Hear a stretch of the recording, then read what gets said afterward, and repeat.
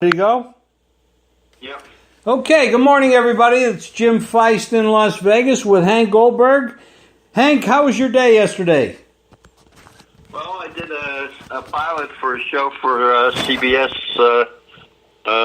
Sports Network, and had some interesting conversation. They asked me who was my overrated team in both conferences. My most overrated team in the NFC was Seattle, and my underrated team was Detroit.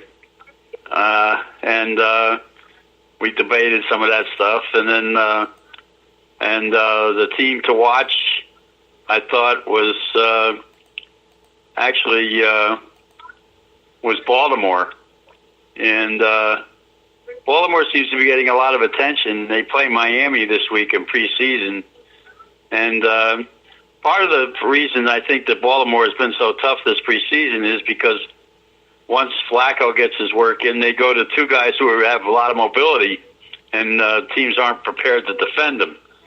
But Flacco has been very energized this preseason, and he's looking very good.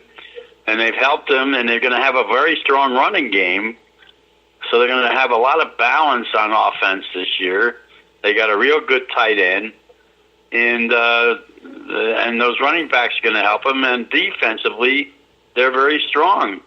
And I think they can win their division because I think Pittsburgh's got some problems. And I don't think Cincinnati's a threat. And I think once the season starts, I don't know, that coach might have pulled a real gaff last night for Cleveland when he put Tyrod back in the game after he had injured his left hand, and he might have re-injured it when he went back in there. So his quarterback decision might have been made for him. Well, you're going to have some rookie quarterbacks that may be starting this year, and, you know, when they start playing against teams that are planning for them and game planning for them, and the game, it's going to be tough on these college kids coming in right away. There aren't too many guys that can actually step up right away. There's a few, but it doesn't happen very often. Well, they were looking to play Tyrod and let let the rookie wait a while. And Tyrod got hurt. He had to get examined by the doctors when he hurt his left hand. And then he put him back in the game, which was not a very smart thing to do. And the coach is really on the hot seat right now after that decision to put him back in there. And I think he re-injured his hand. And if he misses the start of the season because of that, you got to look at that coach and say, what the heck was he thinking about? Well, personally, I think a coach that goes 1-31 for 2 years should have been fired to begin with. I don't know why he's still there, but that's not my decision to make. But I mean, how many losses do you need to have before somebody says, "Okay, we got to change our situation"? But you know, Cleveland's roster looks really good this year. I don't, you know. Let's hope that Tyrod isn't hurt. He can start the season as planned, and they can make some progress and win 4 to 6 games, which would be amazing for them. Let's hope for the best. I didn't like what he did. I didn't understand it. In a meaningless game, it made no sense. But then that's Hugh Jackson, so what are you going to do? Well, they might tell him to take a walk. I'm not kidding. If this quarterback is not ready to start the season, that owner is very impatient. He might just say goodbye to him. I'm serious. Well, I agree, except for the fact that after going 1-31, he kept him, which didn't make any sense to me. But well, that was then, and this is now. That's true. That is true. So, well, I'm glad that you had that CBS show, and I'm going to go try to find it and download it and listen to it myself. I'm anxious to hear it. But congratulations on that. I mean, you're the best guy to have on these shows, and I'm glad that they. Well, they had some other good people on there. They had Kelly, who's a very sharp lady, and some good opinions, and they had Kenny and and Micah, who are very good too, talking college football. We talked about the opening week, and we talked about the games on Labor Day weekend. Had some good information on there. And for the first week, they all seem to like Wyoming as a play for the first week's game. I've already given out Wyoming. I like them in that spot. It's early in the season, but I like the coach. I like what he's been able to do. The spot, you got a little road favorite, but which is always a tough spot. But I like Wyoming as well. So let's hope we all were right on that. How excited were you to watch that 5-0 game last night? I wasn't excited at all because I had the loser. Oh, I was surprised at Philadelphia that how poorly their quarterback played, and he was in there for a long time. And, he was coming off an injury, but he was terrible. Turned the ball over 4 times, and they were bad turnovers. The interceptions that he threw were bad decisions. They were in position to score several times. Two of them, when they turned the ball over, they missed a field goal. There was a gimme field goal, and, they were getting 3.5 points, and they were 8-0-1, in dress rehearsal games the last 9 times, and it was a game they really should have covered. At least had a field goal, and they blew every scoring opportunity. Yeah. But you wonder what Foles where he's been. He has not looked good in this preseason, and that might be a little cause for concern when they get ready to go, particularly if their starter's not ready to start the season. Bill Belichick said something a couple of years ago, and he said, because of the collective bargaining agreement and our inability to practice the way we want to practice, as much as we want to practice with pads on, et cetera, we're not really ready to be who we are and as good as we can be until about week 4 of the regular season. And, Bill Belichick's the kind of guy that I want to listen to and follow his advice because he's so smart and he's done so well at this game. There's a lot of limitations to these teams. Like, for example, they still have big rosters. There's guys on the field that don't make the right decisions. It makes the quarterback look bad when a receiver runs a wrong route or, offensive lineman doesn't block the right guy. And the quarterback, of course, because he gets the big money, he also gets a lot of credit and a lot of the blame. So I don't know how to read all that. I'm not too sure. But, we know Foles is talented. We know eventually they're going to get their number 1 back at quarterback. But, right now I take everything I see with a grain of salt because there's just too many. I'll tell you something. He threw the ball into triple coverage in the red zone last night. It was a terrible decision that he made. He just threw the ball wantonly again, looking for a guy who, and there were nothing but 3 jerseys from the other side around where he threw the ball. There's no excuse for that.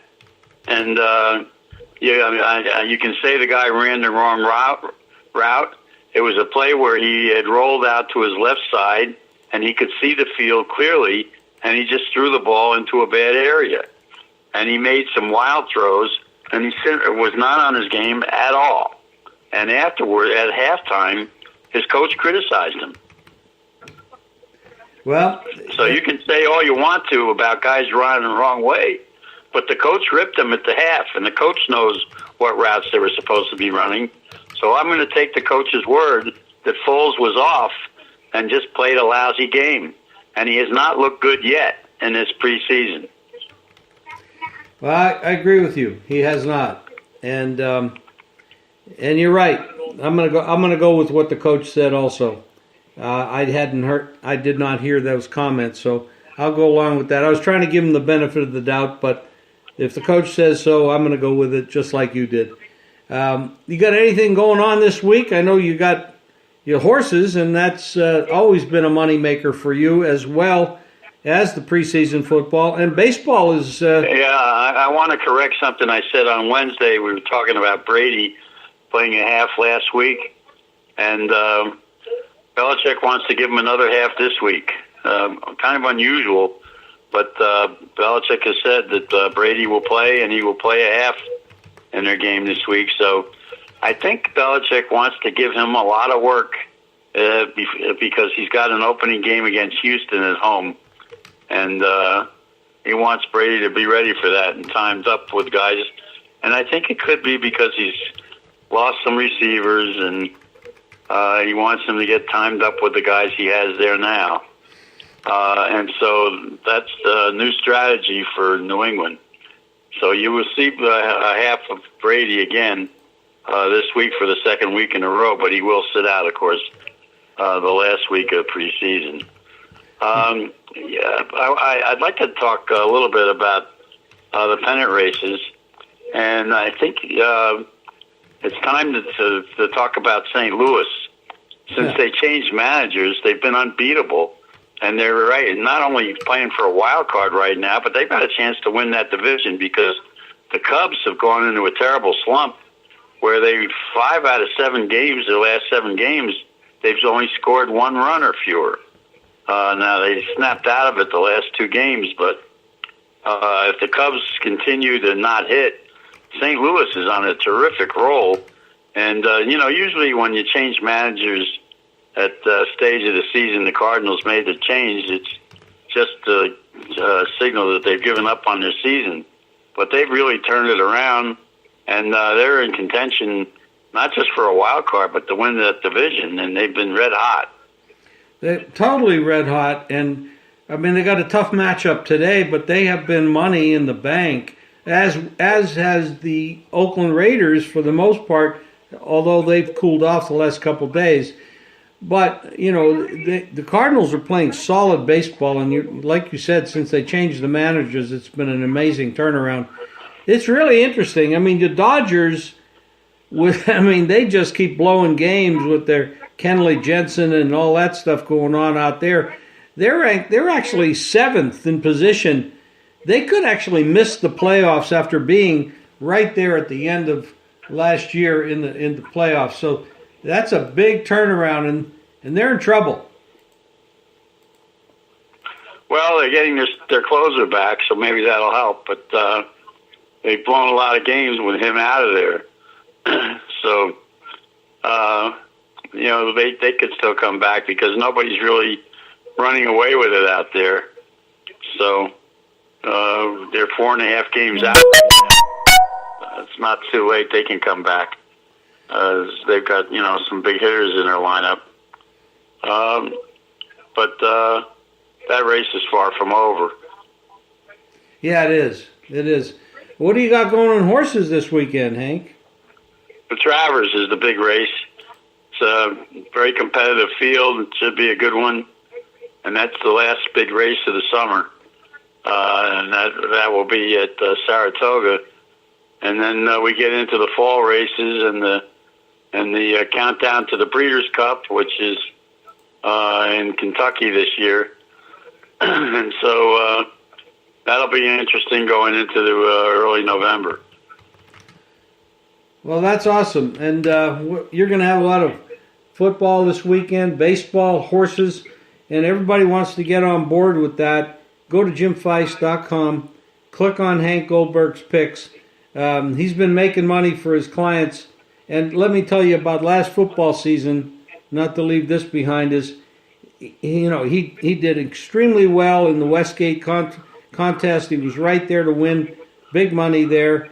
And then he won the Review Journal. He's now on CBS Sports, which is and you can pick him up there. You can pick him up on these podcasts. And, Hank makes money. Hank knows how to make money. He goes back a long time. So go to JimFeist.com and look for Hank Goldberg's plays. My plays are there as well. And I want to wish all of you a great weekend, and let's make a lot of money. Hank, thank you very much for today. The CBS opening telecast is Hawaii against Colorado State. And I made the point yesterday that they sold the naming rights to Hawaii's practice field to Sara Lee. And if ever there was an appropriate name, it's a cupcake team like Hawaii. Yeah,